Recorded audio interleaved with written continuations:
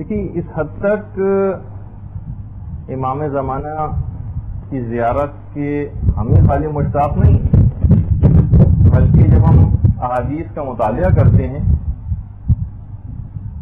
تو دیگر ائمہ بھی کس قدر شوق کے ساتھ امام زمانہ کے متعلق فرماتے تھے کہ پانچویں امام محمد باقر علیہ الصلوۃ والسلام فرماتے ہیں کہ اگر میں ان کے زمانے کو پالوں تو میں ان کی مدد کے لیے خود کو باقی رکھوں گا. یہ پانچویں امام کا جملہ پیغمبر اسلام نے خود اپنے خطبہ حجۃ الوداع میں مولا کی ولایت کے اعلان کے بعد ظہور قائم سے متعلق کئی باتوں کا تذکرہ کیا تھا. چھٹے امام کو اگر ہم دیکھیں تو چھٹے امام کا وہ جملہ کہ لو ادرکتہ لخدمتہ ایام حیاتی، اگر میں ان کے زمانے کو پالوں تو پوری زندگی ان کی خدمت میں گزار دوں. یہ چھٹے امام جملہ ارشاد فرماتے ہیں. اور چھٹے امام یہ بھی جملہ کہا کرتے تھے کہ تم لوگ امام زمانہ کی معرفت کو حاصل کرو، کیونکہ اگر تم امام کی معرفت کو حاصل کر لو گے تو پھر اس سے کوئی فرق نہیں پڑتا کہ آپ کا ظہور جلدی ہو یا دیر سے. تو مکمل طور پر اپنے آپ کو تیار کر کے رکھنا، اس سے پھر کوئی فرق نہیں پڑے گا. امام کا ظہور جلدی ہوتا ہے دیر سے ہوتا ہے، آپ نے بھی اپنی ذمہ داری پوری کی، اور جلد ہو یا بدیر بہرحال آپ ان کی خدمت میں پھر پہنچ ہی جائیں گے اگر آپ نے اپنی ذمہ داریوں کو پورا کیا. اچھا، پھر چھٹے امام کا وہ جملہ بھی ہے کہ اگر کسی کے دل میں واقعی بہت زیادہ اشتیاق ہو، ویسے تو اس کے کئی طریقے بیان ہوئے ہیں، کہ جو شخص بھی ہر نماز صبح کے بعد اور ہر نماز ظہر کے بعد اس طرح سے درود پڑھے گا اللہم صلی علی محمد وعلی محمد وعجل فرجہم، تو وہ اس وقت تک نہ مرے گا جب تک کہ وہ حضرت قائم کو نہ پالے، یعنی ان سے ملاقات ضرور ہوگی. اچھا، اتنا اور بتا دوں کہ علماء نے اس سلسلے میں خاص طور پر بہت سی باتیں بیان فرمائی ہیں. ایک دفعہ پہلے بھی میں نے اس سے پہلے ذکر کیا تھا، بس کہیں الفاظ ذرا گستاخانہ نہ ہو جائیں، لیکن صرف سمجھانے کے لیے، اور جملہ بھی علماء کا ہی کہ ملاقات امام میں کوئی خصوصیت نہیں، رضائیت امام میں خصوصیت ہے. لوگوں کی تمام تر توجہات اس بات پہ مذکور ہو جاتی ہیں کہ بس ہم امام کو دیکھ سکیں، ان کی زیارت کر سکیں، واقعی اس سے بڑھ کر سعادت اور کون سی بات ہوگی. لیکن علماء کا جملہ ہے کہ خالی دیکھ لینا اور ان کی زیارت ہو جانا یہ اتنی بڑی خصوصیت نہیں ہے جتنی بڑی کہ امام آپ سے راضی رہیں. ابو جہل ہر وقت پیغمبر اسلام کو دیکھا کرتا تھا لیکن پیغمبر اس سے راضی نہیں تھے. اس کے مقابلے میں ویسے قرآن کبھی پیغمبر کو انہوں نے نہیں دیکھا، لیکن جب ایک دفعہ آ کر گئے تو پیغمبر کا جملہ یہ تھا کہ مجھے عدن سے خدائے رحمان کی خوشبو آ رہی ہے. تو اس طرح کے جملے بھی ملتے ہیں. تو بہرحال اب کوشش یہ کرنا ہے کہ کوئی بھی ہم ایسا اپنے عمل کو اختیار نہ کریں، بات ابھی آگے چل کر آ رہی ہیں، کہ جو امام کو تکلیف پہنچانے والا ہو یا اذیت دینے والا ہو. جس سے پہلے کی نشست ہوئی تھی پچھلے ہفتے غالباً، اس میں برادر وسیع امام نے جو آپ کی خدمت میں پیش کی تھی حدیث، جو خود امام زمانہ ہی نے ارشاد فرمائی تھی کہ قد اذانا جو ملاء الشیعہ وہم اقرہم. 3 گروہ امام نے بتایا کہ یہ 3 گروہ ایسے ہیں کہ جنہوں نے مجھے شدید اذیت پہنچائی. جو ملاء الشیعہ، شیعوں میں جو جاہل لوگ ہیں، امام کو شدید نفرت ہے جہل سے. وہم اقرہم، اور احمق لوگ جو اپنے نفع اور نقصان کی جن کو کوئی پرواہ نہیں ہوتی، ان کو کچھ پتہ نہیں کہ جو اعمال ہم انجام دے رہے ہیں ان کا نتیجہ کیا نکلے گا.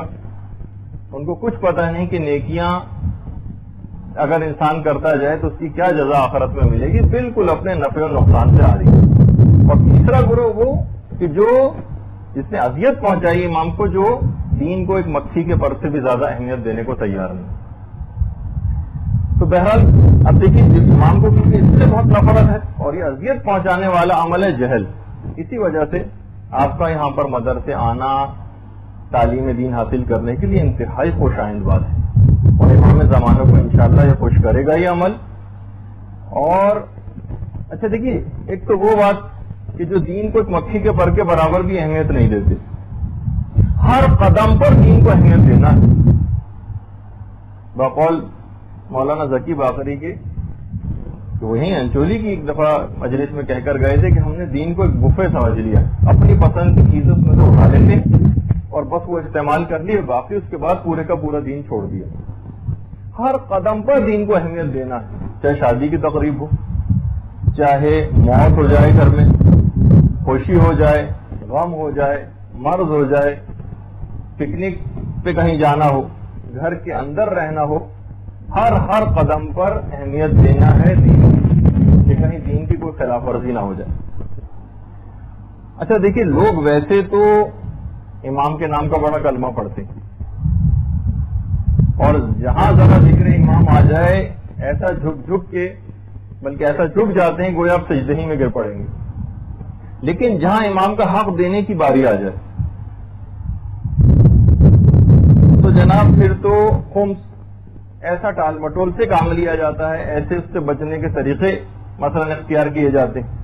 تو بہرحال یہ بات یاد رہے کہ ان کے مال میں تصرف کرنا، بلکہ کسی کے بھی مال میں تصرف کرنے کی اجازت نہیں. خود امام زمانہ علیہ الصلوۃ والسلام کا ارشاد ہے اس سلسلے میں،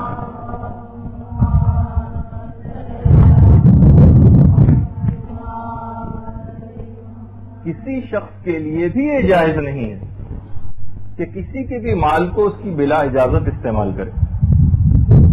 اور جب ایسا ہے، امام فرماتے ہیں جب ایسا ہے تو پھر کسی کے لیے بات کب جائز ہے کہ وہ ہمارے مال کو ہماری اجازت کے بغیر استعمال کرے اور اس میں تصرف کرے؟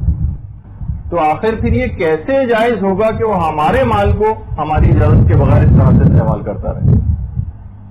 اچھا، پھر امام فرماتے ہیں کہ جو مال بھی تم ہمارے پاس لاتے ہو، ہم اس کو اس وجہ سے قبول کرتے ہیں تاکہ تم پاک و پاکیزہ اور طاہر ہو جاؤ. اب جس کی مرضی ہو ہمارے پاس آئے، جس کی مرضی ہو ہمارے پاس نہ آئے. امام فرماتے ہیں کہ جس کا دل چاہتا ہو وہ ہمارے پاس اپنے اموال کو لائے، جس کا دل چاہتا ہو ہمارے پاس اموال کو نہ لائے، کیونکہ پروردگار عالم نے جو کچھ ہم کو عطا کیا ہے وہ اس سے بہتر ہے جو تم کو عطا کیا. یہ جملے ہیں امام کے، اور انداز ایسا لگ رہا ہے امام کا کہ ذرا غضب کی حالت میں. اور یہ جملے بھی امام زمانہ ہی کے ارشاد کرتا ہے، جو بہار الانوار میں علامہ مجلسی نے لکھے ہیں کہ فَإِنَّ يُحِيطُ عِلْمُنَا بِأَنبَائِكُمْ. امام فرماتے ہیں کہ ہم تمہارے حالات سے بخوبی واقف ہیں، اور تمہاری خبریں ہم سے بالکل بھی مخفی نہیں ہیں. ہماری ایک ایک بات کا امام زمانہ کو علم ہے. اور یہ بات بھی یاد رہے صرف اس وجہ سے، ایک دفعہ میں نے عرض کیا تھا مدرسے میں، امام زمانہ ہی کے متعلق ملتا ہے روایات کے اندر کہ اپنے کارکنوں کے سلسلے میں بہت زیادہ سخت ہوں گے، یعنی امام کوئی کوتاہی برداشت نہیں کریں گے کام کے سلسلے میں. اچھا، اور مال کے سلسلے میں بڑے سخی ہوں گے، مساکین پر اس قدر مہربان ہوں گے کہ روایت میں جملہ ہے کہ گویا ان کو مکھن کھلا رہے ہیں. یہ جملہ ہے، محاورتاً نہیں بلکہ جملہ ہے کہ گویا ان کو مکھن کھلا رہے ہو. اچھا، اب دیکھیے، ویسے جیسے جیسے زمانہ آگے بڑھتا چلا جا رہا ہے ویسے ویسے لوگ امام زمانہ کے متعلق بہرحال ان کی معلومات میں بھی اضافہ ہو رہا ہے، زیادہ اویئر ہوتے جا رہے ہیں، حتیٰ کہ وہ ادارے جو کہ فسق و فجور نشر کرنے والے ادارے ہیں اور دنیا جہان کی خبروں کو دینے والے ادارے ہیں، اس تک کے اوپر کتنے مذاکرے نشر کیے جا رہے ہیں. باقاعدہ ٹی وی سے، فاکس ٹی وی پہ بھی کچھ عرصے پہلے باقاعدہ ایک ٹاک شو آ رہا تھا جس کے اندر پوری آڈینس موجود تھی، اور وہ اس بات پر ڈسکس کر رہے تھے کہ ہڈن امام کا نظریہ آخر ہے کیا، ہڈن امام ہے کون. کہ ایرانی بھی اس کو بہت زیادہ اس نظریے کو اہمیت دیتے ہیں، حزب اللہ والے بھی دیتے ہیں، اور جہاں جہاں مسلمان موجود ہیں وہاں اس عقیدے کو بڑی اہمیت دی جاتی ہے کہ وہ آنے والا آئے گا اور اس کے بعد معاشرے کے اندر ایک تبدیلی کو پیدا کرے گا. تو بہرحال اب جتنی کتابیں آج کل کے دور میں امام زمانہ پہ لکھی جا رہی ہیں اتنی اس سے پہلے نہیں لکھی گئی. جتنے ادارے اب امام زمانہ کے نام سے قائم ہیں اتنے اس سے پہلے کبھی بھی قائم نہیں تھے. خود کراچی کے اندر کتنے دینی مدرسے تھے امام زمانے کے نام اور القاب سے قائم، بلکہ اس مدرسے کا نام ہمیں کچھ اور تھا، شروع میں چینج کرنا پڑ گیا کیونکہ اس نام کا ایک اور مدرسہ موجود تھا. تو اس لحاظ سے جتنی دعائیں ندبہ جتنی اب پڑھی جاتی ہے شاید اس سے پہلے اتنی نہ پڑھی جاتی ہے. دعائے سلامتی امام زمانہ اللہم کن ولیک الحجت والی دعا بچے کو آج زبانی یاد ہے. آج سے 30 سال پہلے آپ کو نظر بھی نہیں آئے گا معاشرے کے اندر کہ لوگوں کو یہ دعا اس طرح سے زبانی یاد ہو. خود اس دعائے سلامتی امام زمانہ یہ موضوع آج ہم تو نہیں زیر بحث لا رہے، لیکن خود اس کے اتنے زیادہ فائدے ہیں اس دعا کو پڑھنے کے. اس دعا کو پڑھنے کے اتنے زیادہ فائدے ہیں کہ باقاعدہ علماء نے تقریباً 90 فائدوں کی فہرست جو ہے وہ مرتب کی ہے، اور ہمارا انشاءاللہ ایک ارادہ ہے کہ اس کا اردو ترجمہ کر کے اور اس کو بھی شائع کیا جائے اور آپ کی خدمت میں پیش کی جائے کہ باقاعدہ صرف یہ اللہم کل ولیک الحجت ابن الحسن والی دعا 90 فائدے ہیں صرف اس دعا کے. تو اچھا، اس لحاظ سے مختلف جریدے اور اخبارات وہ سب بھی اس متعلق اب شائع ہونے لگے ہیں. ان تمام باتوں سے لگتا ہی ہے کہ خورشید امامت کا طلوع نزدیک تر ہے. اچھا، اب جس شخص کو بھی اب گمراہی سے بچنا ہو، کیونکہ یہ دور ایسا ہے کہ بہرحال اس میں گمراہ کرنے والے عناصر بھی بہت زیادہ برسر پیکار ہو گئے ہیں اور خود امام زمانہ کا نام بھی استعمال کیا جاتا ہے. تو دیکھیے، غیبت صغریٰ میں لوگ جب گمراہی سے جو بچنا چاہتے تھے وہ نوابین اربعہ جو امام کے نائبین ہوتے تھے ان سے منسلک رہا کرتے تھے. تو یعنی دوسرے الفاظ میں علماء نے لکھا کہ پہلے تنظیم وکلائے امام تھی جس سے منسلک رہا جاتا تھا. اب غیبت کبریٰ کے اس دور میں اس تنظیم وکلائے امام کی جگہ تنظیم فقہائے اسلام نے لے لی، اور اب کسی کو بھی اگر کوئی وہ حاصل کرنا ہے رہنمائی تو اس کو چاہیے کہ بہرحال فقہاء، علماء اور مراجع سے وہ رجوع کرے اور وہاں سے رہنمائی لے اور اس سے کمتر پہ قناعت نہ کرے، کیونکہ بہت سارے افکار اس انداز سے معاشرے کے اندر آ جاتے ہیں جو گمراہی کا سبب بنتے ہیں. تو آپ کہیں سے بھی افکار امام کے متعلق بھی اس طرح سے ملے تو مراجع سے اس کی تصدیق کروا لیا کریں. تھوڑی سی اب ہم ان علامتوں کا تذکرہ کریں گے. ویسے تو بے شمار علامتیں اور اتنی علامتیں کہ غالباً شاید 10,000 سے زائد ان کی تعداد ہو جائے اگر سب کو کیلکولیٹ کیا جائے امام کی آمد سے پہلے. لیکن ہم چند ایک علامتوں کا اس لحاظ سے تذکرہ کریں گے جو آج کل کے موجودہ حالات میں نظر آ رہی ہیں، جس کا امکان ہے کہ شاید یہ ان علامات میں سے ہو. ایک تو یہی شدید بارشیں. چھٹے امام کی جو حدیث ہے جس میں امام نے فرمایا کہ ظہور سے پہلے شدید بارشیں ہوں گی، اور اتنی شدید بارشیں ہوں گی کہ فصلیں تک خراب ہو جائیں گی. اور یہ بارشیں شروع ہوں گی روایت میں ہے جمادی الثانی کے آخر سے، اور ان کا سلسلہ تقریباً 10 رجب تک رہے گا. روایات میں تقریباً 14 بارشوں کا اس طرح سے تذکرہ آیا ہے.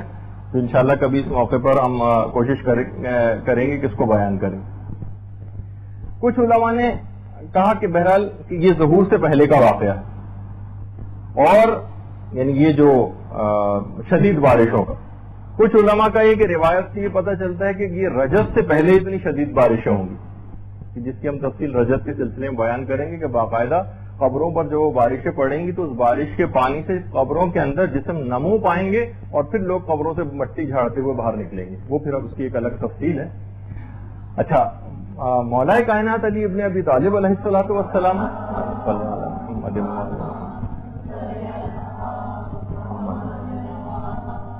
کی بھی اس سلسلے میں ایک حدیث ہے کہ العجب کل العجب بین جماد و رجب. شدید سخت حیرت ہے اور تعجب ہے اس واقعے پر جو جمادی الثانی اور رجب کے درمیان میں واقع ہوگا. اچھا، کچھ علماء جیسے میں نے کہا کہ بارشوں کو ظہور سے پہلے کا واقعہ قرار دیتے ہیں کیونکہ اس سلسلے میں بھی روایات ہیں، اور کچھ ظہور کے بعد کے سلسلے میں بارشوں کو قرار دیتے ہیں. بہرحال آیت اللہ صادق صدر یہ فرماتے ہیں کہ روایات سے جو چیز ہم پر ثابت ہوئی ہے وہ یہ ہے کہ یہ ظہور سے پہلے کا واقعہ ہے. رجب کے سلسلے میں ہو سکتا ہے الگ بارشیں ہوں، لیکن جو علامات ظہور کے سلسلے میں اس میں بھی بارشوں کا تذکرہ آیا. اس کے بعد دوسری چیز جو کہ چھٹے امام کا بھی ہے کہ اس سال زلزلے بہت زیادہ آئیں گے، یعنی جس سال ظہور ہوگا اس سال زلزلے بہت زیادہ ہوں گے اور سردی بھی بہت زیادہ پڑے گی، بہار الانوار کی روایت. اس کے علاوہ بغداد میں ایک شدید زلزلے کی بھی خبر ہے. اب علماء نے کہا ہو سکتا ہے، کچھ معلوم نہیں کہ وہ ایک شدید زلزلہ جو ہے وہ کسی ایٹمی دھماکے کی خدا نخواستہ صورت میں ہو یا کسی اور وجہ سے، لیکن ایک شدید زلزلہ بغداد میں. اسی طریقے سے یہ بھی علامات میں سے ہے کہ اہل عراق اور اہل بغداد کا شدید خوف و ہراس کی حالت میں زندگی بسر کرنا، یہ جملے ہیں. اور یہ تو ہم دیکھ رہے ہیں کتنے عرصے سے اہل عراق اور اہل بغداد باقاعدہ اسی طرح سے زندگی بسر کر رہے ہیں خوف میں. مشرق میں آگ کا ظہور ہونا، اور یہ آگ تقریباً 3 سے 7 دن تک مسلسل جاری رہے گی. علماء نے ایک امکان ظاہر کیا ہو سکتا ہے کہ تیل کے کنووں میں جو ہے وہ اس انداز سے کوئی آگ لگ جائے جسے 3 سے 7 روز تک بجھایا نہ جا سکے. اسی طریقے سے بشارت الاسلام میں باقاعدہ مصر کے حالات میں ایک عجیب و غریب روایت مصر کے لیے، اور وہ تو کچھ لوگ تو کہہ رہے ہیں بالکل پوری اترتی ہے مصر کے حالات پر. وہ کیا ہے کہ مصر والے اپنے سادات کو قتل کر دیں گے. انور سادات کو مصر کے اندر قتل بھی کیا جا چکا ہے، ایک امکان علماء نے کہا ظاہر کیا گیا ہے کہ مصر والے اپنے سادات کو قتل کر دیں گے. خالد اسلام بولی نے قتل کیا تھا انور سادات کو، اور کچھ علماء نے کہا نہیں، سادات سے مراد یہ بھی ہو سکتا ہے کہ اپنے جو حکمران ہوگا اس کو قتل کر دیں گے، جو ان کا اس وقت لیڈ کر رہا ہوگا، جو اس وقت رہبر بنا ہوا ہوگا ان کا، اس کو قتل کریں گے. تو بہرحال یہ اس لحاظ سے ہے بات. مصر کے لحاظ سے بھی بہت سی چیزوں کے اوپر امکان ہے کہ یہ چیز پوری اترے. اچھا، اس میں جتنی بھی باتیں بیان ہو رہی ہیں ہم امکان کے طور پر اس کو نقل کریں گے. کسی جگہ آپ بھی اگر ان باتوں کا کہیں پرچار کریں تو اس میں ایک امکان کی صورت میں اس کو نقل کیجیے گا، ایک فیکٹ کے طور پر. بس یہی ہے جو آپ بیان کر رہی ہیں، بس یہی ہے جو علامت پوری ہو چکی ہے اتنے یقینی طور پر، کیونکہ مثلا بغداد کی تباہی کا روایتوں میں ذکر ہے. بغداد کئی دفعہ اس طرح سے تباہ و برباد ہو چکا، کئی 3 4 5 دفعہ بغداد اس طرح سے تباہ و برباد ہو چکا. تو ہو سکتا ہے ابھی کا یہ واقعہ نہ ہو، بات کا ہو، لیکن ہمیں تو بہرحال کیونکہ ہم اس زمانے سے قریب تر ہیں تو امکان نسبتاً زیادہ بڑھتا چلا جا رہا ہے. عراق کے حالات کے اندر جو واقعات ملتے ہیں، روایات ملتی ہیں کہ عراق میں امام سے پہلے شیزبانی کا خروج ہوگا. شین یہ سواد، بے الف نون چھوٹی ہے، شیزبانی. امام محمد باقر علیہ الصلوۃ والسلام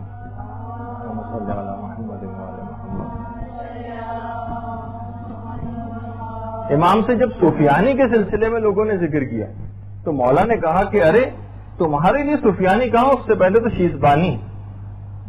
اچھا، شیزبان ایک شیطان کا نام بھی ہے، اور لغتوں میں شیزبان جو چیونٹی کا نر ہوتا ہے اس کو بھی شیزبان کہا جاتا ہے. شین یہ سواد، بے الف نون، اور نون چھوٹی، شیزبانی ہے جو اس کا نام ہے روایتوں میں. آئمہ اس لقب کو، شیزبانی کو، ظالموں اور جابروں کے لیے استعمال کرتے تھے. اچھا، یہ جو شیزبانی عراق کے اندر آئے گا، روایت میں ہے یہ ہے کہ عراق کے عوام کا بہت ہی زیادہ قتل عام کرے گا. اور جن علماء نے کتابیں لکھی ہیں وہ عراق کا شیزبان انہوں نے صدام حسین کو قرار دیا. اسی طریقے سے ایک اوف اسلمی، این واؤف. اچھا، بہت سے نام ہو سکتا ہے کہ بالکل ایز اٹ از نہ ہو، یہ اس کے طور پر ہوں، لیکن وہ جو منطبق ہو رہی ہے وہ مختلف لوگوں کے اوپر منطبق ہو رہی ہیں چیزیں کے امکان ہے. اوف اسلمی، این واؤف اور اسلمی. چوتھے امام نے اس کا بھی خروج بتایا ہے امام سے پہلے عراق کے اندر، اور یہ بھی بتایا کہ اس کا ٹھکانہ تقرید ہوگا. تقرید خاص جہاں جو اس کا آبائی گاؤں یا علاقہ ہے صدام حسین کا، وہ بھی تقرید تھی. بہار الانوار کی 52ویں جلد میں، اور شیخ طوسی نے اپنی کتاب غیبت کے اندر اس حدیث کو نقل کیا ہے. اچھا، اسی طریقے سے کوفے میں سید کا 70 صالحین کے ساتھ قتل، یہ بھی علامات میں سے بیان کیا گیا ہے. علماء فرماتے ہیں کہ شاید یہ واقعہ، یہ جو قتل ہے، یہ شاید شہید آیت اللہ باقر الصدر پہ صادق آتا ہوں. اور ہو سکتا ہے کہ یہ کبھی اور کسی اور دور کے اندر بھی اس واقعے کو دہرایا جائے. علم کے لحاظ سے جو علامت ہے کہ ان قریب امام فرماتے ہیں کہ ان قریب کوفے سے علم اس طرح سے رخصت ہو جائے گا. اچھا کوفے کے اندر وہ نجف کا علاقہ بھی پورا شامل ہے. اس طرح سے نکل جائے گا علم کوفے سے جس طریقے سے سانپ اپنی کینچ سے باہر آ جاتا ہے, اور پھر ایک دوسرے شہر کے اندر ظاہر ہوگا جس کا نام قوم ہے. وہ علم و فضل کا مرکز بن جائے گا, اور کوئی دنیا کے اندر ایسا نہ رہے گا جب اپنے علم و فضل کو ظاہر کرے گا قوم, کوئی دنیا میں ایسا نہ رہے گا جو دین سے واقف نہ ہو. حتیٰ کہ حجلے عروسی میں بیٹھی دلہنیں بھی دین سے واقف ہو جائیں گی. یہ جملہ ہے, اور یہ واقعہ بھی علماء نے کہا کہ یہ حضرت قائم کے ظہور سے پہلے کا واقعہ ہے. اور صدام حسین نے آپ کو جیسے کہ پتہ ہی ہے کس طرح سے اس علمی مرکز کو تباہ و برباد کرنے کی کوشش کی, اور کتنے نامساعد حالات میں آغا سیستانی وہاں پر حوض علم کو باقی رکھے ہوئے ہیں. لیکن اس سے پہلے جب قوم میں شاہ کا دور تھا تو اس زمانے میں بھی وہاں کے حالات سے دل برداشتہ ہو کے قوم سے طلبہ چھوڑ چھوڑ کے نجف گئے تھے, اور پھر نجف کے حالات میں پھر وہاں سے حوضے سے پھر اب قوم جو ہے وہ دوبارہ اس انداز سے علم جو ہے منتقل ہوا, اور روایات کے اندر یہ چیز بھی آئی ہے. اچھا اسی طریقے سے حکومت حجاز جو اب سعودی عرب کی جو موجودہ حکومت ہے, ابو بصیر روایت نقل کرتے ہیں چھٹے امام سے, کہتے ہیں جو شخص بھی مجھے حجاز میں عبداللہ کے جانے کی خبر دے گا, میں وعدہ کرتا ہوں میں اس سے وعدہ کرتا ہوں کہ میں اسے امام زمانہ کے قیام کی خبر دوں گا, ان کی آمد کی خبر دوں گا. جو بھی حجاز میں مجھے عبداللہ کے جانے کی خبر دے گا. اچھا, اور یہ بھی روایات میں آیا کہ اس عبداللہ سے پہلے جو حکمران ہوگا اس کا نام ایک جانور کے نام پر ہوگا, اور وہ آپ کے علم میں بھی ہے, بات مشہور بھی ہوئی کہ جانور جس سے پہلے تھا فہد, اس کے معنی چیتا کے ہیں, اور اس کے بعد جو ہے عبداللہ نام کا جو اب حکمران آیا ہے. اور اس کے بعد امام فرماتے ہیں کہ جب عبداللہ مرے گا تو اس کے بعد عوام کسی ایک شخص پر اکٹھا نہیں ہوں گے, اور روزانہ یعنی حکومت حجاز اتنی متزلزل اور ڈاہا ڈول رہے گی کہ صرف مہینوں کے اندر اور دنوں کے اندر حکومتیں تبدیل ہوں گی. تقریباً 10 اس انداز سے لگتا ہے کہ شہزادے اور جو حکمران ہیں وہ اس طریقے سے قتل ہوں گے, اور یہاں تک کہ معاملہ صاحب الامر کے ہاتھ میں آ جائے گا. اچھا, اللہم صلی علی محمد و علی محمد. اور اس کے بعد عبداللہ کے قتل کے بعد سالوں پر محیط اس حکومت کا خاتمہ ہو جائے گا, اور اس کے بعد جتنی بھی حکومتیں ہوں گی وہ صرف اور صرف چند مہینے اور دنوں کی مہمان ہوں گی. ابو بصیر نے مولا سے پوچھا چھٹے امام سے کہ مولا یہ بتائیے کہ کیا یہ سلسلہ بہت طولانی ہوگا؟ امام نے کہا ہرگز نہیں, یہ سلسلہ زیادہ دیر نہیں چلے گا, یہاں تک کہ پھر یہ سلسلہ چلتا ہوا صاحب الامر کے ہاتھ میں آ جائے گا. یعنی بہار کی باقاعدہ روایت ہے. تو اس سے معلوم یہ چلا کہ حجاز کا جو آخری حکمران ہوگا وہ عبداللہ نام کا ہوگا, اور اس کے بعد اگر کوئی حکومتیں آئیں بھی شہزادوں وغیرہ کی تو وہ اتنی کم مدت کی ہوں گی کہ بہت جلد یہ سلسلہ ختم ہو جائے گا. عبداللہ کی جو موت کی خبر ہے یہ یوم عرفہ لوگوں کو حج کے ایام میں ملے گی. چھٹے امام یہ جملہ ارشاد فرماتے ہیں کہ لوگ میدان عرفات میں موجود ہوں گے کہ ایک شخص خلیفہ کے مرنے کی آ کر خبر دے گا. جو بھی آ کر خبر دے گا, لگتا ایسا ہے کہ حاجیوں میں سے کوئی ہوگا جس کو یہ بات پتہ چلی کہ وہ خبر کو نشر کر رہا ہوگا. جیسے ہی وہ لوگوں کو خبر دے گا لوگ اس کے اوپر پل پڑیں گے اور اس کو اسی وقت قتل کر دیں گے. لگتا ایسا ہے کہ اس وقت کی جو پولیس یا فوج کے جو لوگ وہاں پر تعینات ہوتے ہیں وہ اس کو فوری طور پر مار دیں گے. اور پھر یہاں تک روایات میں ہے کہ اس قدر قتل عام اس سے پہلے شروع ہو جائے گا کہ جو جمارات ہیں, جو شیطانوں والی جگہ ہے, وہ پوری خون سے رنگین ہو جائے گی. اچھا, اسی طریقے سے رمضان کے بھی کچھ واقعات ہیں. اس سے پہلے ظہور سے پہلے لگتا یہ ہے کہ امت اسلامی اتنی جنگوں، قتل و غارت گریوں اور دہشت گردیوں کے نتیجے میں جو پوری امت ہے وہ کافی کمزور ہو چکی ہوگی، اور اجنبی اور رومی افواج مسلمان علاقوں میں داخل ہو چکی ہوں گی. یہ روایات میں اجنبی اور رومی افواج. روم جو ہے جو اس وقت موجودہ امریکہ ہے، اور جو یورپین یونین ہے اس کو روم کہا جاتا تھا.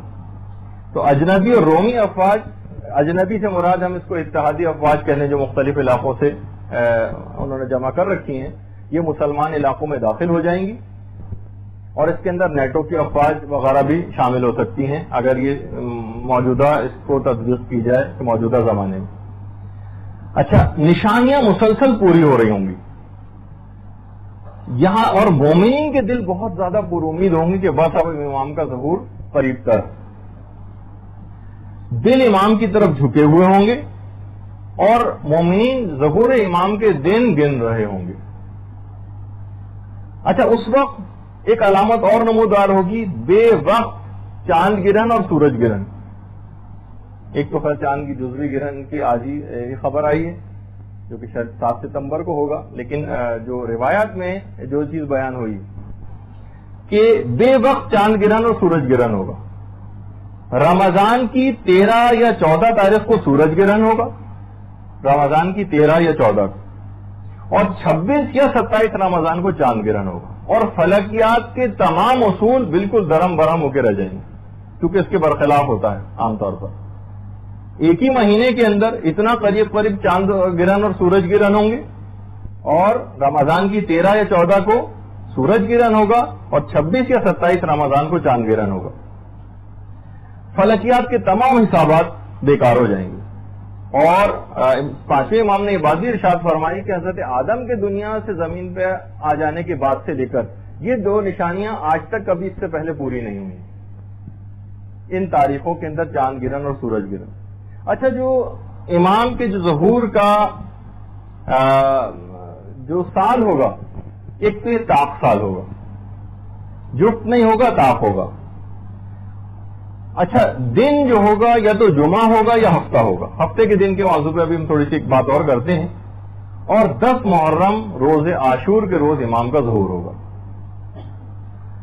اچھا، ابو بصیر سے جو روایت ہے وہ یہی ہے کہ اسی سال جب امام کا ظہور ہوگا، ایک تو 10 محرم عاشورے کا روز ہوگا، جمعہ یا ہفتہ ہوگا. اچھا، جمعے کے دن جو زیارت حضرت حجت اس کا بھی یہ جملہ ہے کہ یہ روز جو روز جمعہ ہے امام اس میں آپ کا ظہور متوقع ہے. اس سے بھی اندازہ ہوا کہ اصل جو ہوگا وہ دن روز جمعہ ہی ہوگا. آیت اللہ خراسانی نے اپنی کتاب مہدی منتظر میں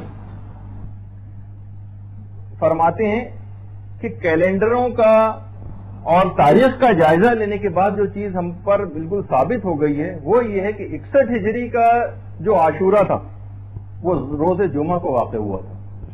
جس میں واقع کربلا ہوا تھا 61 ہجری میں، وہ روز جمعہ کو ہوا تھا. اور تقویم کے اعتبار سے اگر ہم دیکھیں تو 23 رمضان کو اگر جمعہ ہو تو اگلے سال کا عاشورہ بھی جمعے کو پڑے گا. یہ بالکل ثابت شدہ بات ہے. تو اس لحاظ سے جس حدیث کے اندر ہفتے کے دن کا ذکر آیا ہے، آیت اللہ خراسانی فرماتے ہیں وہ اتنی قابل اعتنا نہیں ہے اور یہ واقعیت کے خلاف رکھتی ہے، اگرچہ ہفتے کی اس روایت کو بھی چھٹے امام سے نقل کیا گیا ہے. لیکن آیت اللہ خراسانی فرماتے ہیں کیونکہ واقعیت کے بالکل خلاف لگ رہی ہے حدیث، ہو سکتا ہے کہ راوی کو اشتباہ ہوا ہو اور اس نے جمعے کے بجائے ہفتہ نقل کر دیا، ہو سکتا ہے. تو بہرحال جو مسلم الثبوت ہے وہ ہے کہ روز جمعہ ہوگا، طاق سال ہوگا، عاشور کا دن ہوگا، اور محرم الحرام کا مہینہ ہوگا جس میں امام ظہور کریں گے. اچھا، ایک اور روایت بھی ہے چھٹے امام سے، میں صرف بات بیان کر کے اور ذرا تیز رفتاری سے آگے بڑھوں گا کہ جمعے کا دن ہوگا، عاشورہ ہوگا، اور ایک چھٹے امام کی ایک اور روایت بھی ہے کہ اس دن روزے نوروز کا دن بھی ہوگا، وہ یعنی 21 مارچ ہوگی. یہ چھٹے امام سے روایات ہیں سلسلے میں. لیکن آیت اللہ خراسانی فرماتے ہیں کہ یہ روایات کافی اعتبارات سے، اپنی سند اور متن کے اعتبار سے کافی ناقابل اعتبار ہے. تو بہرحال نوروز کی بات کو تو تقریباً رد کر دیا گیا. تو جو بالکل ثابت شدہ ہے وہ وہی تاریخیں جو میں نے اس سے پہلے ابھی ذکر کی. اچھا اس کے بعد ندائے آسمانی جس کا ہم نے پچھلی دفعہ ذکر کیا تھا. چھٹے امام یہ فرماتے ہیں کہ اصل میں جو ندائے آسمانی جو آسمانی آواز آئے گی یہ دو اوقات میں آئے گی. ایک تو ابتدائے رات میں آئے گی اور دوسری آواز آخر رات میں آئے گی. حشام بن سالم اس نے مولا سے پوچھا کہ مولا یہ آخر ہوگا کیسے؟ تو امام نے فرمایا کہ ایک آواز آسمان سے آئے گی پہلی اور دوسری آواز ابلیس کی آواز ہوگی. راوی نے کہا کہ مولا ہم اس کو جدا کیسے کریں گے، اس میں کیسے پہچانیں گے کون سی آواز صحیح؟ امام نے فرمایا وہ اس آواز کو پہچان جائے گا کہ جس نے پہلے اس کا ذکر سنا ہوگا. بہار الانوار کی 52ویں جلد کے اندر یہ والی حدیث کہ پہچانیں گے کیسے؟ دیکھیے اب آپ کو اس وقت پتہ چل رہا ہے نا، جو پہلی والی آواز ہوگی وہی برحق آواز ہوگی، اگرچہ کچھ اس کی نشانیاں اور بھی ہیں کہ ہم کیسے پہچانیں گے جو ابھی آگے چل کر آ رہی ہیں. اچھا جو ابن مسعود کی جو پیغمبر اسلام سے جو روایت ہے، جو میں نے اس سے پہلے بھی پچھلی گفتگو میں عرض کی تھی کہ 15 رمضان کی شب جمعہ کو ایک زوردار آواز آئے گی کہ جو ہر سوتے ہوئے شخص کو اٹھا دے گی. کھڑا ہوا شخص بیٹھ جائے گا، عورتیں جو پردے دار عورتیں وہ گھروں سے باہر نکل آئیں گی اس آواز سے گھبرا کر. زلزلوں کے اس سال جمعے کی شب کو پیغمبر فرماتے ہیں کہ جب تم نماز صبح پڑھ لو تو اپنے گھروں کے اندر داخل ہو جاؤ، اپنے دروازوں کو بند کر لو، اپنی کھڑکیوں اور سوراخوں کو بھی بند کر لو، خود کو چھپا لو، اپنے کانوں کو بند کر لو اور احساس کرو جب تم اس آواز کا کہ وہ آواز آ گئی ہے تو فوراً سجدے میں گر پڑو اور اس وقت وہ ذکر کرنا شروع کرو سبحان القدوس سبحان القدوس. ایک روایت میں یہ ہے، دوسرے میں سبحان القدوس ربنا القدوس کو تذکرہ ہے پیغمبر اسلام سے. پیغمبر فرماتے ہیں جو بھی یہ ورد کرے گا اس آواز کے وقت وہ نجات پا جائے گا اور جو اس ورد کو نہیں کرے گا وہ ہلاک ہو جائے گا. مخطوطہ ابن حماد میں پوری تفصیل ہے اس روایت کی کہ جو پیغمبر اسلام نے ارشاد فرمائی. شیعہ علماء کے نزدیک یہ جو آسمانی آوازیں ہیں ان کی تعداد تقریباً 8 ہے اور سنی جو مدارک ہیں ان کے اندر بھی تقریباً کم و بیش 8 آوازوں کا ہی تذکرہ ہے، جس میں سے جو رمضان کی جو آوازیں ہیں وہ تو بالکل حتمی ہیں. لیکن علماء نے کہا کہ کیونکہ مختلف اوقات بیان ہوئے ہیں روایات کے اندر ان آوازوں کے تو شاید یہ اشتباہ ہو گیا ہو کہ ان آوازوں کی تعداد 8 ہے، کیونکہ ایک آواز کے لیے روایت میں ہے کہ وہ رجب میں آئے گی، دوسری کہ رمضان میں آئے گی، تیسری ہے کہ محرم کے مہینے میں آئے گی. اس طرح سے مل ملا کے تقریباً 8 بن جاتی ہیں. اور جو سفیانی کا خروج ہوگا یہ آسمانی آوازوں اور آسمانی نداؤں کے بعد ہوگا، یہ بات یاد رکھیے گا. اچھا محرم میں ان آسمانی آوازوں کے بعد ظہور امام میں فقط 6 مہینے باقی رہ جائیں گے، صرف 6 مہینے، اور اس کے بعد پھر امام کا ظہور ہوگا.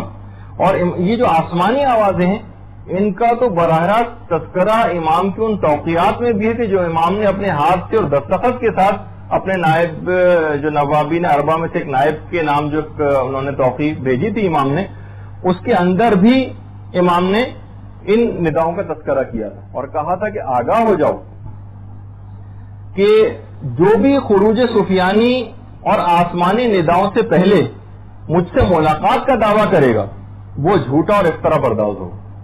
جس میں امام نے خاص طور پر سفیانی کے خروج سے پہلے اور آسمانی نداؤں سے پہلے کوئی شخص بھی اگر دعویٰ کرے تو وہ جھوٹا ہوگا. اس کے بعد سے لے کر اور امام کے ظہور میں 6 ماہ کا عرصہ باقی رہ جائے گا. باقاعدہ اس 6 ماہ کے عرصے پر پوری کتابیں لکھی گئی ہیں کہ اس آخری 6 مہینے میں کیا کیا ہوگا. علماء نے بڑا سلسلے میں کام کیا ہے اور یہ والی جو روایت میں نے امام کی پیش کی جس میں وہ توقیع بھی ہے، یہ بہار الانوار کی 51ویں جلد کے اندر یہ روایت ہے. اچھا یہ آواز آخر پھر لوگ پوچھتے ہیں کہ آخر اس آواز کی نیچر کیا ہوگی، یہ کس زبان میں ہوگی؟ تو اس میں علماء نے کئی احتمالات نقل کی.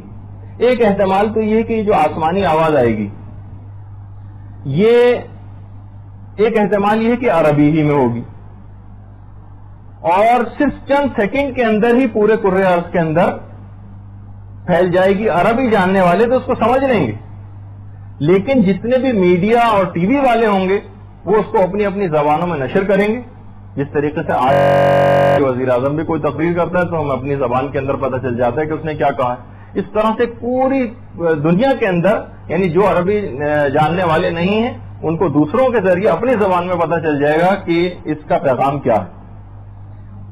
اور ایک تو یہ ہے، اور دوسرا احتمال علماء نے یہ کہا کہ ہو سکتا ہے کہ بطور اعجاز معجزے کے طور پر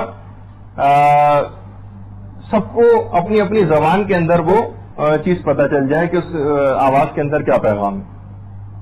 پانچویں امام یہ جملہ ارشاد فرماتے ہیں کہ جب بھی رمضان میں وہ آواز آ جائے تو یہ بات یاد رکھ لو کہ خبردار کبھی بھی اس کے اندر ہرگز شک نہ کرنا، ہرگز اس آواز میں شک نہ کرنا جو رمضان میں واقع ہوگی، کیونکہ وہ جبریل کی آواز ہوگی اور اس میں خاص علامت ہوگی جس سے آپ پہچان سکیں گی کہ یہ آواز بالکل برحق آواز ہے. امام نے فرمایا کیونکہ اس کے اندر حضرت قائم کا نام اور ان کے والد کا نام اس آواز کے اندر ضرور ہوگا.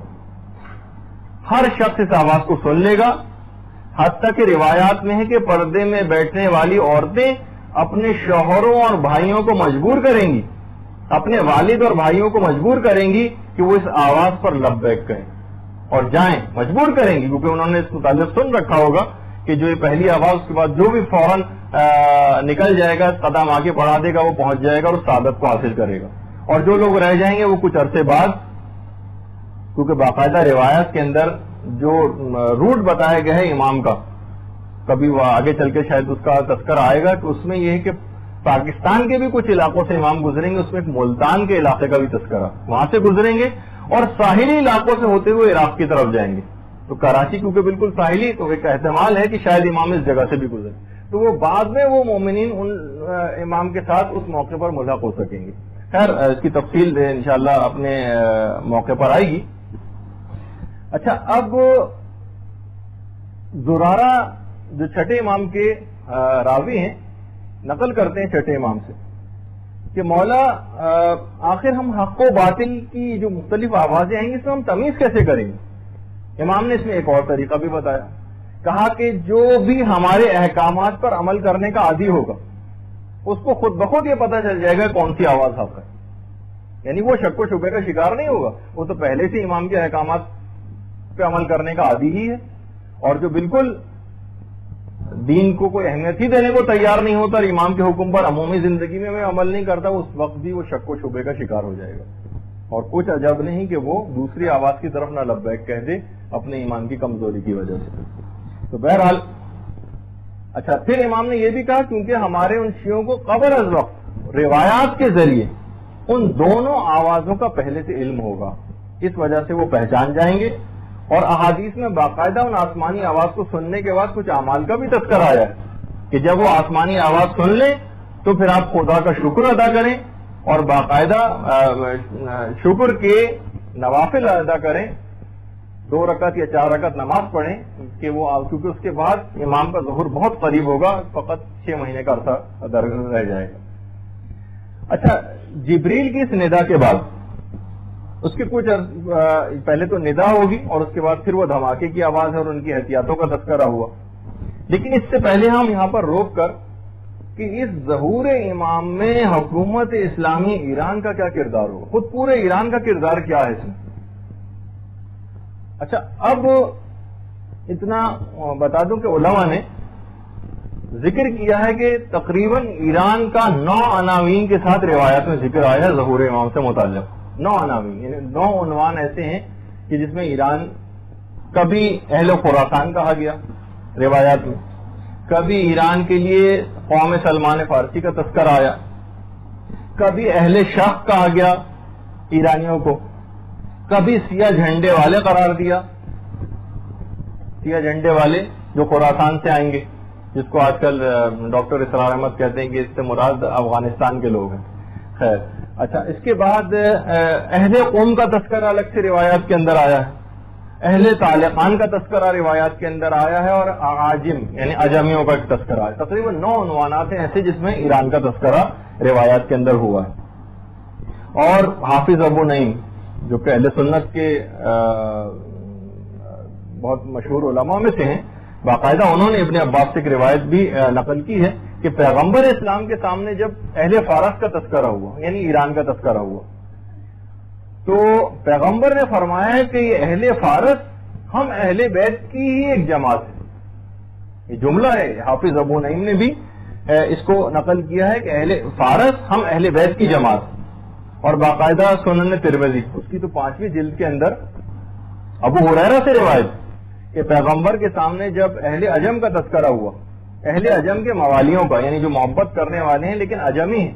اس زمانے میں عجم ایران کو کہا جاتا تھا، حالانکہ اس زمانے میں تو ایران مکمل طور پر کافر تھا.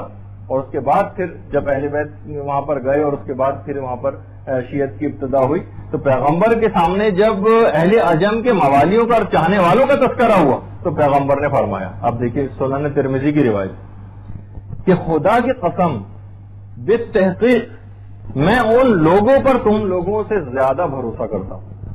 یہ پیغمبر کے جملے ہیں اہل فارس کے لیے. اپنے صحابیوں سے مخاطب ہو کے پیغمبر فرما رہے ہیں خدا کی قسم بالتحقیق میں ان لوگوں پر تم لوگوں سے زیادہ بھروسہ کرتا ہوں. ظہور کی راہ کو ہموار کرنے میں 2-3 شخصیات کا امام کے ظہور سے پہلے روایت میں بڑا تذکرہ ہوا اور آپ سنتی بھی رہتی ہیں. ایک تو سید خراسانی کا تذکرہ ہے، جن کو ایک اور نام بھی آیا ہاشمی خراسانی.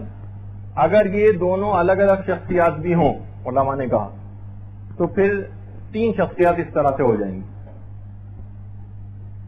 سید خراسانی، ہاشمی خراسانی اور شعیب بن صالح تیسری شخصیت. اور ان سے بھی پہلے روایات میں سید خراسانی سے پہلے ایک حکومت اسلامی کے قیام کی نوید سنائی گئی ہے جو ایک مرد قوم کی قیادت میں ہوگی. علماء نے کہا کہ بہرحال اس وقت یعنی احتمال یہ ہے کہ خراسانی سید زادہ اسلامی حکومت کا سربراہ تو بن چکا ہے اور اب شعیب بن صالح کا انتظار ہے.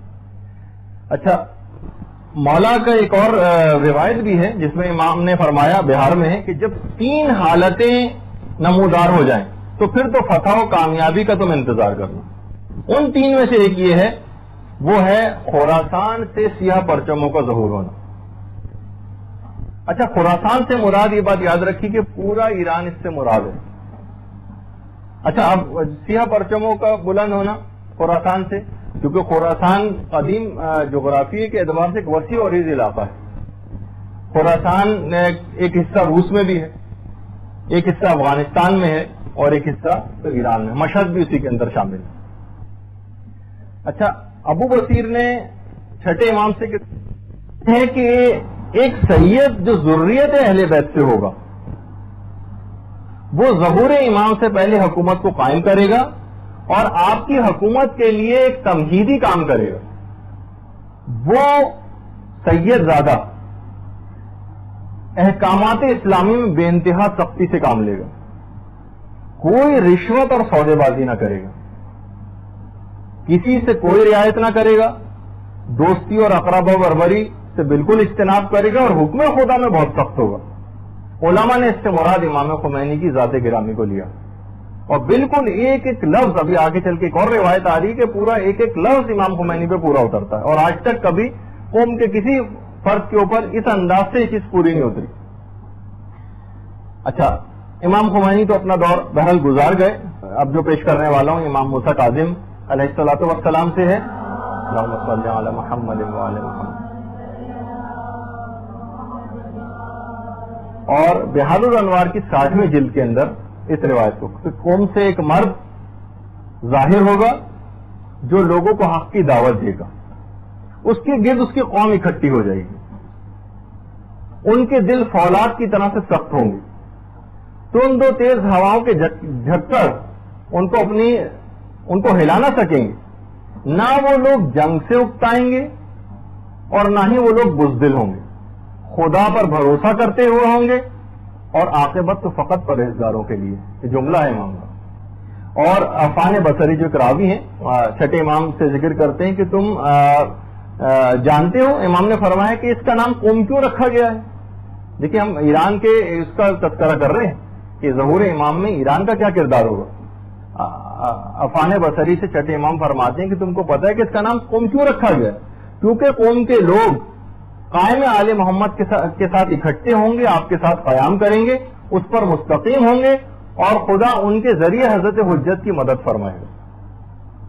60वीं जिल्द बिहारुल अनवार की उसमें पूरी इस तरह से रिवायत मौजूद है। अच्छा, उसके साथ ही अगर हम देखें तो खुरासान का भी आपने तस्करा सुना, उससे तो मुराद पूरा भी मुराद है ईरान। इसी तरीके से तेहरान वालों का भी तस्करा रिवायत के अंदर आया है। छठे इमाम की खिदमत में बाकायदा शहर जो रय के नाम से था, रय को मौजूदा तेहरान कहा जाता है।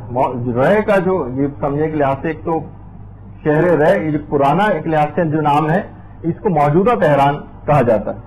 कहा कि मौला हम रय से ताल्लुक रखते हैं। इमाम ने फरमाया मरहबा बे इखवानिना मिन अहलिल कौम, मेरे यानी खुश आमदीद हो, वेलकम इमाम ने कहा बे इखवानिना, मेरे भाइयों को जो कि अहले कौम है। उन्होंने कहा मौला नहनो मिन अहलुर रय, हम तो लेकिन रय से ताल्लुक रखते हैं। इमाम ने फिर यही जुमला कहा मरहबा बे इखवानिना मिन अहलिल कौम। उन्होंने फिर कहा मौला हम रय से ताल्लुक रखते हैं। इमाम ने फिर वही जुमला इस्तेमाल किया और कई जुमले इस तरह से बार बार हुए। उलमा ने कहा कि इसके मायने यही हैं कि इमाम उनसे ही कह रहे थे कि बहरहाल, यानी एक लिहाज से मौजूदा जमाने के अंदर भी नजर आता है कि बहरहाल कि अहले कौम ही के खत के ऊपर पूरा इस वक्त ईरान, चाहे वो रैक तेहरान का इलाका हो या कुछ, तो इमाम ने बार बार उनको कौम के मर्दों के तौर पर ही उनको खुश आमदीद कहा, क्योंकि पूरा ईरान इस वक्त कौम का जो खत है और जो रास्ता है उसके ऊपर गामजन। अच्छा, इसी तरीके से इमाम ने उन्हीं लोगों से फिर कहा कि अल्लाह का भी एक हरम है जो कि मक्का है, पैगंबर इस्लाम का एक हरम है जो कि मदीना है, अमीरुल मोमिनीन का एक हरम है जो कि कूफा है, और हम अहले बैत का भी एक हरम है और वो शहर कौम है।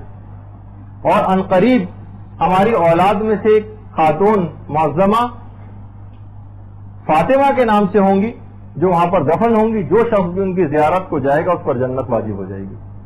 दुरूद भेज दीजिए मोहम्मद।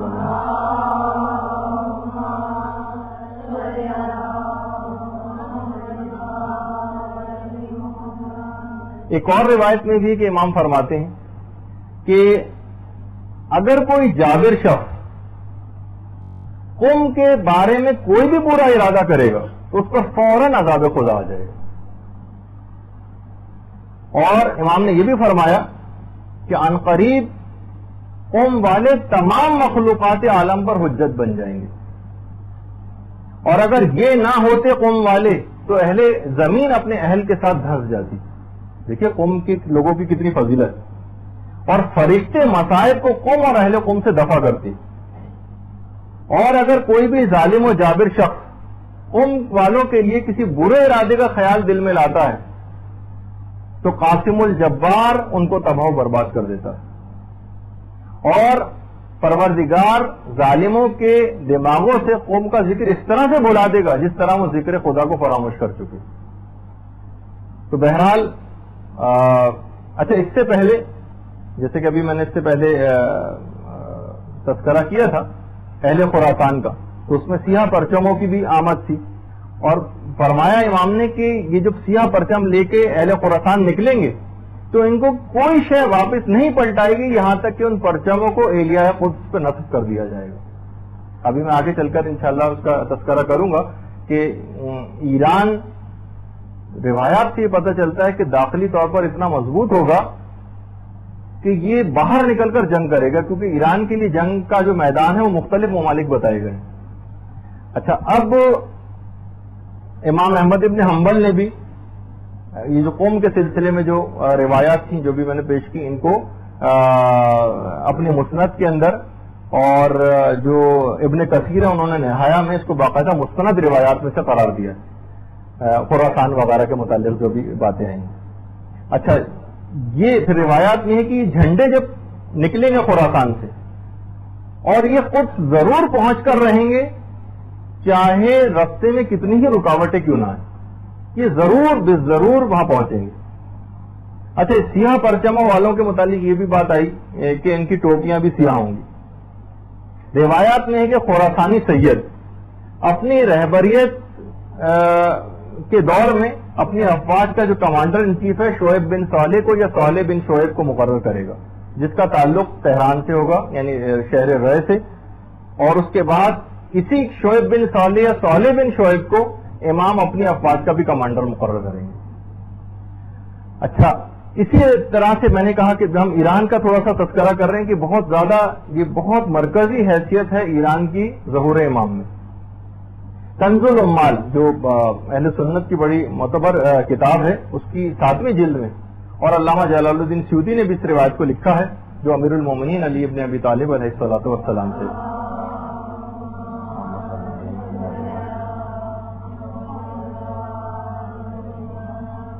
کہ کیا کہنے طالع خان کی، یہ امام کا جملہ ہے۔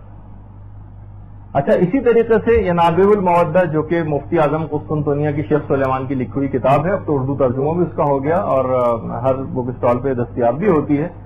امام نے فرمایا بخن بخن للطالقان، جو کہ آپ سنتی ہیں حضرت عمر کا ایک جملہ اس لحاظ سے جو انہوں نے مبارکباد کے طور پہ بخن بخن یا علی انت مولا کل مومن و مومنہ جو انہوں نے جملہ ذکر کیا تھا اس وقت، تو ان دونوں کے اندر بہرحال کیا کہنے طالقان کی اور اس کے بعد بخن بخن، دونوں کے اندر بہرحال یہ توصیفی اور مدح کے لیے امام نے جملے استعمال کیے۔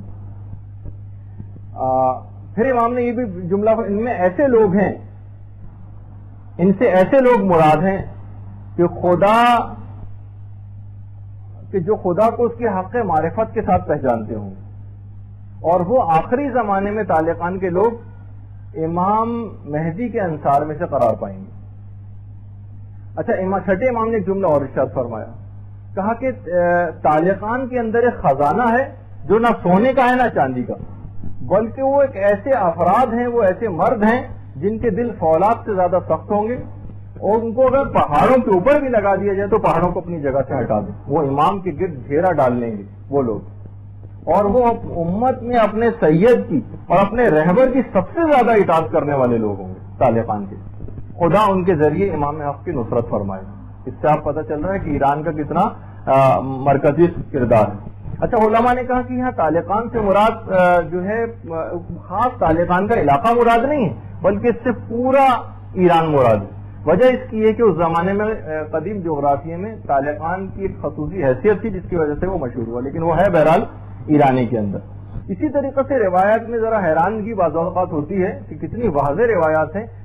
آخری زمانے میں فتنہ فلسطین کا لفظ باقاعدہ روایت میں آیا ہے، مخطوطہ ابن حماد کی باقاعدہ روایت بھی ہے کہ فتنہ فلسطین کے نتیجے میں شام والوں کو اس طرح سے ہلایا جائے گا جس طرح مشق میں پانی کو ہلایا جاتا ہے، یہ باقاعدہ روایت ہے۔ اچھا، شام کے اندر یہ بات یاد رکھیے کہ موجودہ جو لبنان ہے یہ شام کا ایک حصہ ہی سمجھا جاتا ہے، یعنی سمجھے شام کے اندر ہی آتا ہے، ورنہ تو لبنان خود بہت چھوٹا سا ہے، لیکن شام کے اندر ہی اس کو شمار کیا جاتا ہے کہ فتنہ فلسطین کے نتیجے میں اس طرح سے شام والوں کو ہلایا جائے گا اس طرح مشق میں پانی کو ہلایا جاتا ہے۔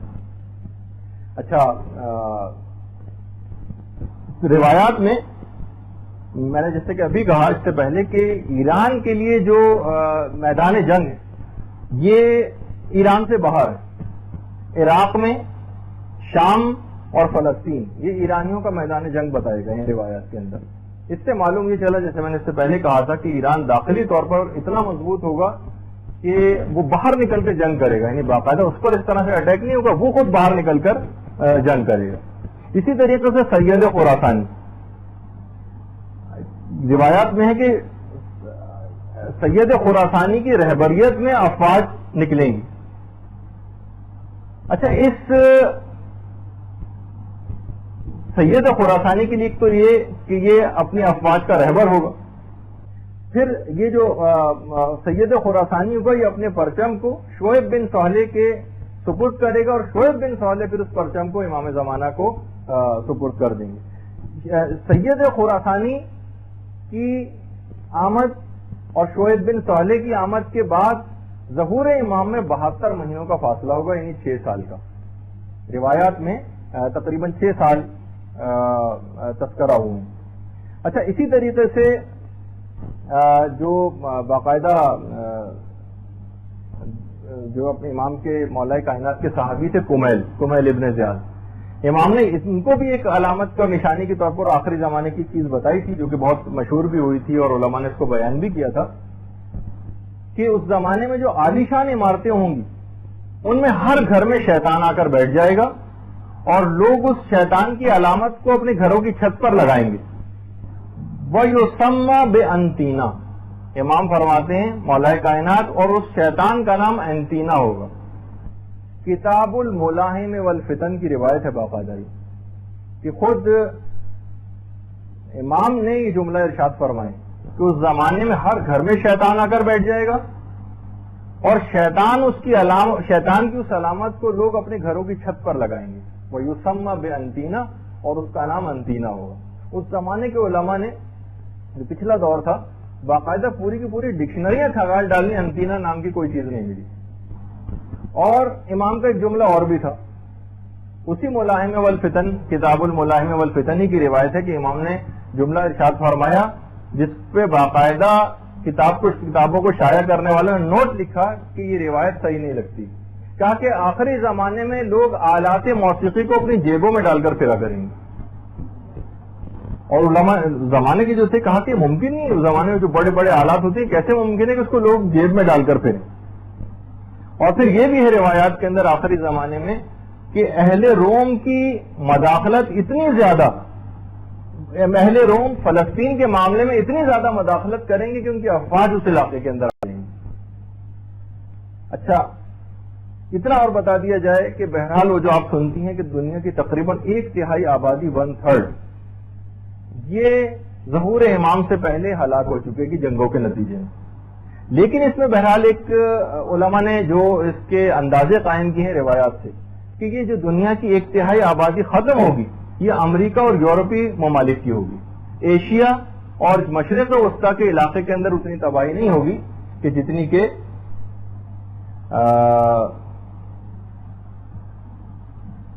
ان علاقوں کے اندر ہوگی. امام حکومت اسلامی کو قائم کریں گے. اور اتنا اور بتا دیا جائے کہ آج بھی کچھ علاقے ایسے ہیں، روایات میں آئے ہیں، علماء نے ذکر کیے ہیں کہ جہاں پر مکمل امام کی حکومت قائم ہے اور تمام اسلامی احکامات کے اوپر آج بھی وہاں پر مکمل طور پہ عمل ہوتا ہے. یا بلقا اور سابلقا ان علاقوں کے نام ہے، اور باقاعدہ جو وہاں کا دارالحکومت ہے اس کا بھی نام آیا ہے ظاہرہ کے نام سے. ظاہرہ مکمل اسلامی نظام وہاں پر قائم ہے. حتیٰ کہ جیسے کہ میں نے پچھلی دفعہ کہا تھا کہ جو روایت اتنی زیادہ ثابت شدہ تو نہیں ہے اماموں کی اولادوں کا جس میں تذکرہ آیا ہے، لیکن بہرحال اماموں کی اولادوں کی حکومتیں بھی کچھ علاقوں کے اوپر ہیں، روایتوں میں ہیں. صافیہ، سلون اور قناطیت باقاعدہ ان کے شہروں کے نام ہیں. اور امام کی جو 4 اولادیں ہیں ان کو تو نام بھی روایات کے اندر آئے. البتہ وہی میں نے جو سے پہلے کہا تھا وہ دماغ میں رہے کہ وہ اتنی زیادہ ثابت شدہ روایت تو نہیں، لیکن بہرحال یعنی امام کے ایک بیٹے کا نام قاسم ہے جس کے لحاظ جبھی امام کی کنیت ابو القاسم بھی. البتہ اتنا اور بتا دیا جائے کہ کنیت جس کا بیٹا ہی یا کوئی اولاد ہو اس سے کنیت عربوں میں نہیں بنتی، یعنی وہ تو ہوتی ہے کنیت، لیکن اس کے بغیر بھی کوئی شخص کسی بھی کی اگر اولاد نہ بھی ہو تو اس کی بھی کنیت ہو سکتی. اچھا، ایک تو قاسم ہے جس کے لحاظ سے ابو القاسم امام کی کنیت ہے. امام کے ایک بیٹے کا نام عبد الرحمن ہے، ایک بیٹے کا نام ہاشم ہے اور ایک کا نام ابراہیم. یہ 4 بیٹوں کے نام امام کے روایات میں آئے ہیں. اور باقاعدہ جو جزیرے خضرا والی روایت جسے علماء نے قابل اعتنا نہیں سمجھا ہے، بہرحال وہ علامہ مجلسی نے اس روایت کو نقل کیا. گرین لینڈ جو بحر ابیض کا جو علاقہ ہے وہاں پر جہاں امام کی حکومت قائم اس کا تذکرہ جو روایات میں آیا ہے. اور باقاعدہ علماء نے یہ بھی کہا کہ امام کی 5 پشتوں تک کی اولادوں سے مختلف علماء اور مجتہدین ملاقاتیں بھی کر چکے. لیکن بہرحال یہ ابھی ہم اس میں کوئی عقائد کی تو کوئی بات ہے نہیں کہ اس میں ہم کوئی تجزیہ و تحلیل کر کے کوئی ایک حتمی نتیجے کے اوپر پہنچنے کی کوشش کریں. مختلف روایات ہیں تو وہ آپ کے سامنے بیان ہو رہی ہیں. اور امام ہر سال حج کرنے کے بعد تمام معصومین کی قبور کی زیارت کو جاتے ہیں اور اس کے بعد پھر اپنے کاموں کے اندر مصروف ہو جاتے ہیں. اچھا، جس وقت امام کا ظہور ہونے والا ہوگا یہ بھی ایک بڑا ایک دلچسپ ذکر آیا ہے روایات میں کہ جب یہ اس وقت آسمانوں کی ایک عجیب کیفیت ہوگی. آسمانوں کی غیبت نعمانی میں بھی ہے اور بہار الانوار کی 52ویں جلد میں بھی ہے کہ چھٹے امام جملہ ارشاد فرماتے ہیں کہ شب جمعہ جب جس دن ظہور ہونے والا ہوگا شب جمعہ، فرشتے دنیا کے آسمان پر نازل ہوں گے. ایک فرشتہ دنیا کے آسمان پہ نازل ہوگا اور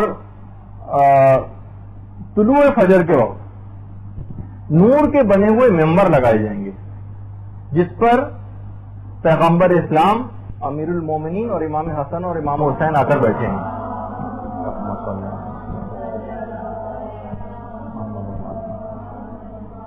ان کے اطراف میں تمام انبیاء ہوں گے، خالص مومنین ہوں گے، صالحین ہوں گے اور فرشتے اکٹھے ہو جائیں گے ان ممبروں کے گرد.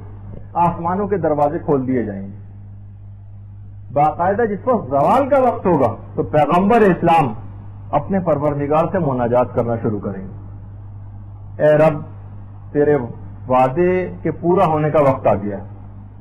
اے رب، آپ کے وعدے کا کیا بنا جو آپ نے اپنی کتاب میں کیا. اور پھر پیغمبر اسلام سورہ نور کی 55ویں آیت تلاوت کریں گے. اور یہی بات اس کے بعد فرشتے اور انبیاء بھی پروردگار سے کریں گے. اس کے بعد روایت میں ہے کہ پیغمبر اسلام مولائے کائنات امام حسن اور امام حسین سجدے میں گر جائیں گے اور فرمائیں گے اے رب اپنا غضب نازل فرما، تیرے حریم کی بہت ہتک ہو چکی ہے، تیرا احترام پامال کیا جا چکا ہے اور تیرے چنے ہوئے بندوں کو قتل کیا جا چکا ہے، تیرے صالح بندوں کو ذلیل و رسوا کیا جا رہا ہے. اور اس کے بعد ان کی اس مناجات کے بعد پروردگار جو چاہے گا وہ کرے گا اور وہی دن وقت معلوم ہے. یہ روایات کے اندر جملے آئے. اچھا، ان نداؤں کے بعد یہ جو آسمانی آوازیں آئیں گی اس کے بعد لگتا یہ ہے کہ حکومت حجاز بہت کمزور ہو چکی ہوگی. جتنے بھی مسلمان ہوں گے وہ مکے میں امام کے منتظر ہوں گے اور بڑی طاقتوں کی جو ایجنسیاں ہیں یہ امام زمانہ کو ڈھونڈ رہے ہوں گے.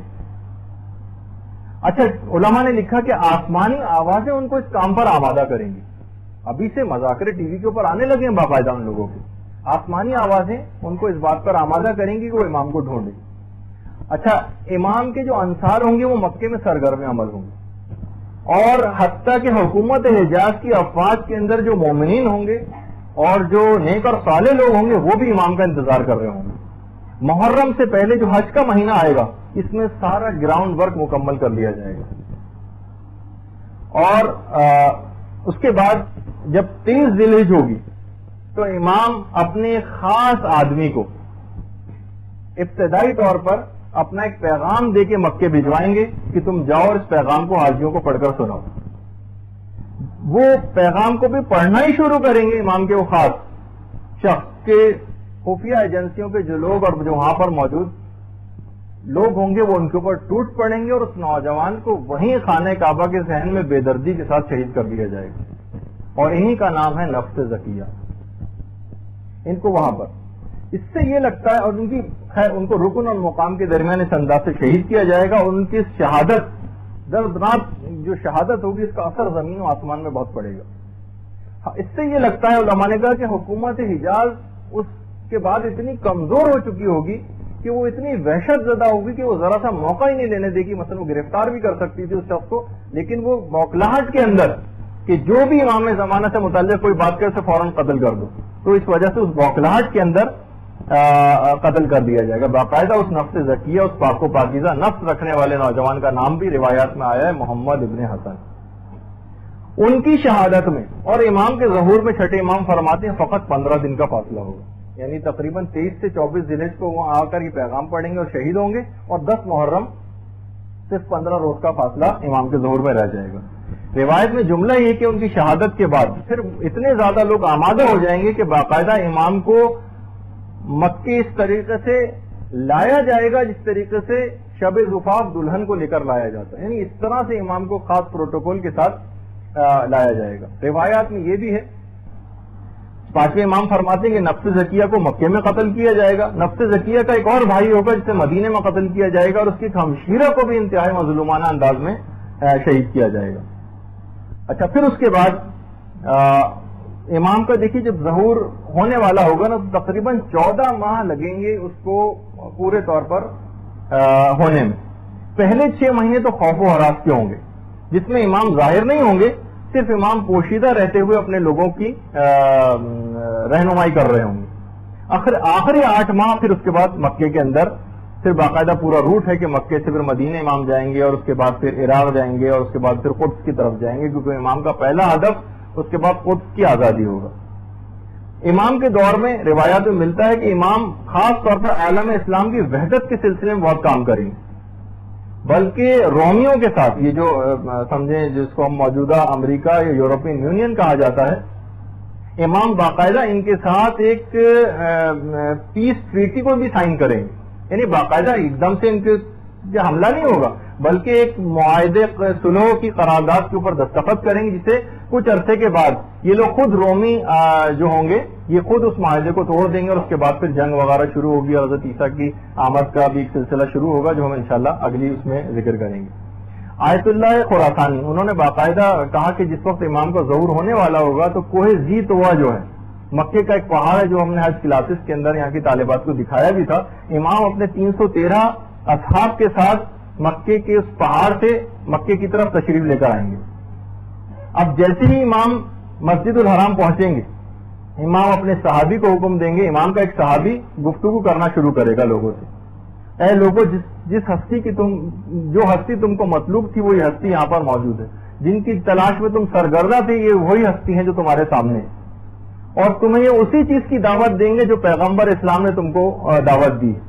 جیسے وہ یہ جملہ کہے گا وہ شخص، لوگ فوراً امام کی طرف بڑھیں گے، لگتا وہی ہے کہ وہی خفیہ ایجنسیاں اور حکومت کے لوگ وہ امام کی طرف بڑھیں گے کہ امام کو نفس زکیہ کی طرح سے شہید کر دیں اسی وقت فوراً، لیکن امام کے انصار اور اصحاب اس وقت ایک دفاعی لائن بنا دیں گے اور ان کو بالکل ان کو قابو پا لیں گے ان لوگوں کے اوپر، اور وہ کچھ نہ کر سکیں گے امام کے خلاف۔ اس کے بعد پھر امام کا خطبہ شروع ہوگا جو آپ نے پچھلی گفتگو میں سنا تھا، پھر اس کے بعد امام کا خطبہ ختم ہوگا، اور اس کے بعد امام بہت غمگین آواز میں خانہ کعبہ کے صحن میں سورہ نمل کی 62ویں آیت پڑھیں گے، امن یجیب المضطر اذا دعاہ ویکشف السوء، کون ہے وہ ذات کہ جب کوئی پریشان حال اس کو پکارتا ہے تو اس کی پریشانی کو دور کرتا ہے، وہ اس کی سنتا ہے۔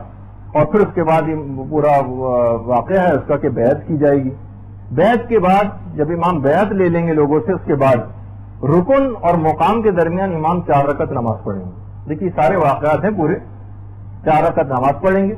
مکے میں اس وقت ایک عجیب و غریب کیفیت ہو جائے گی، مکے میں ہر ایک شخص ایک دوسرے سے سوال کر رہا ہوگا آخر یہ کون شخص ہے جس نے ظہور کیا ہے، یہ اتنی بڑی خلقت اس کے ساتھ کون ہے، لوگ ایک دوسرے سے اس انداز کی باتیں کر رہے ہوں گے اور کہہ رہے ہوں گے کہ یہ علامتیں تو ہم نے اس سے پہلے کبھی نہیں دیکھی جو ہمیں علامتیں اس وقت نظر آ رہی ہیں۔ باقاعدہ کتاب بشارت الاسلام میں بھی ہے، یوم الخلاص میں بھی ہے، الزام الناصب میں مکے کی پوری کیفیات کا تذکرہ ہے جو اس وقت ہو رہی ہوں گی۔ اچھا امام کا ظہور یہ جس وقت ہو رہا ہوگا اتنا سلامتی کے ساتھ ہوگا، اتنی سلامتی کے ساتھ ہوگا کہ اس وقت کوئی خون نہیں بہے گا۔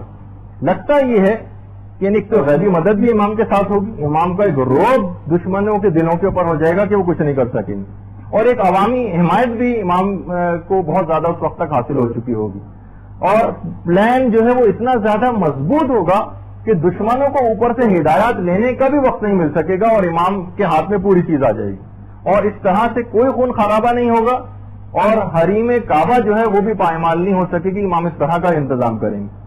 اچھا اس وقت بڑی خبر رساں ایجنسیاں جو ہوں گی یہ ان کی پوری کوشش یہ ہوگی کہ امام کی اس خبر کو کسی طریقے سے چھپائیں، اور وہ یہ لوگوں کو تاثر دینے کی کوشش کریں گے کہ بھائی اس سے پہلے بھی اس طرح کے بہت سارے واقعات ہو چکے ہیں اور لوگوں نے اس طرح کے دعوے کیے ہیں، لیکن ہم نے ان کے اوپر پہلے بھی قابو پایا اور اس دفعہ بھی ہم ان پر قابو پا لیں گے۔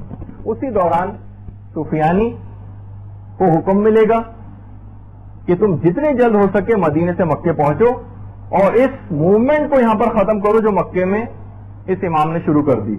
اب خراسانی وہ سفیانی جو ہے وہ مدینے سے جب مکے آ رہا ہوگا تو پھر اس کے بعد وہ وادی بیدا کا واقعہ ہوگا جو ہم اگلی گفتگو میں اس کو نقل کریں گے۔ آج ہم اس گفتگو کو یہیں پر ابھی روکتے ہیں تھوڑے سے، کیونکہ اب اس کے بعد جو گفتگو آنے والی تھی وہ اتنا تفصیلی ہوتا کہ اس کو مجھے بیچ میں روکنا میرے لیے اتنا مناسب نہیں تھا، تو اس کو ہم فی الحال یہیں پر روکتے ہیں۔